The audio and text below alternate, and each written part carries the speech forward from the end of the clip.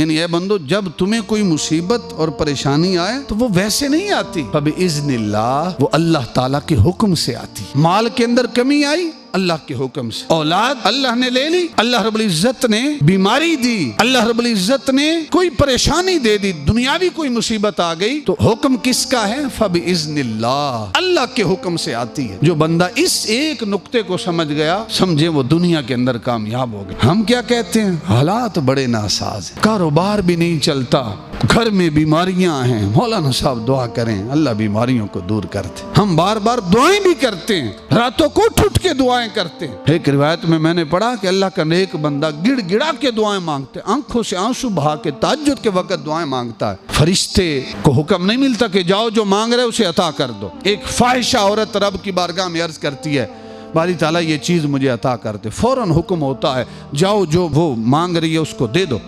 फरिश्ते अर्ज करते हैं, बारी ताला वो तो तेरा नेक बंदा है, सारी रात रो रो के मांगता है, उसे तो कुछ नहीं अता करता। इस फाहिशा औरत ने एक मर्तबा मांगा, फौरन हुक्म हुआ कि जाओ इसको दे दो। तो खालिक़े कायनात फरमाता है कि मेरे फरिश्तों, वो जो सारी रात मुझसे मांग रहा है, आंखों से आंसू बहा के मांग रहा है, अगर मैंने उसकी मुराद को पूरा कर दिया, क्या वो दोबारा मुझसे मांगेगा?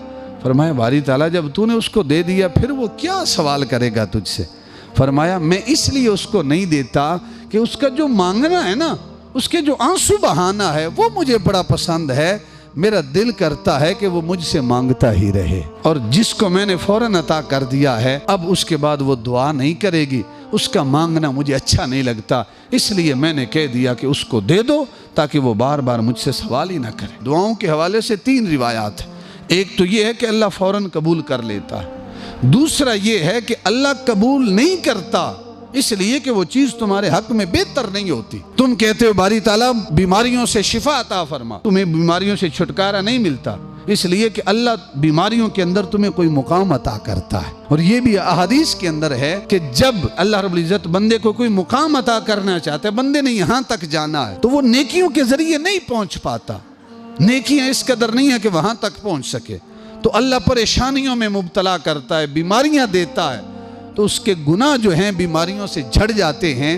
तो जब गुनाह झड़ते हैं तो अल्लाह बीमारियों और परेशानियों की वजह से उसको वो मुकाम अता कर देता है। तो दूसरा, इसलिए बादों का दुआ कबूल नहीं होती कि बंदे के हक में वो बेहतर नहीं होती। और तीसरा, इसलिए खालिक़े कायनात दुआओं को कबूल नहीं करता कि अल्लाह रब्बुल इज्जत उन दुआओं को नेकियां बना के बरोज़े क़यामत उसको अजर की शक्ल में अता करता है। इसलिए बेसब्रा नहीं होना चाहिए। हर हालत में बंदे मोमिन के लिए बेहतरी है, अच्छाइयाँ ही अच्छाइयाँ हैं। कि बुखारी शरीफ की हदीस नंबर 5645 सैयदना अबू हुरैरा रावी हैं, फरमाया अल्लाह के महबूब ने इरशाद फरमाया, मैं युरिदिल्लाहु बिही खैरन युसिब मिन्हु। अल्लाह रब्बुल इज्जत जिसके साथ भलाई का इरादा करता है ना, जिसके साथ अल्लाह अच्छाई का इरादा करता है, भलाई का, युसिब मिन्हु, अल्लाह उसे मुसीबतों में मुब्तला कर देता है।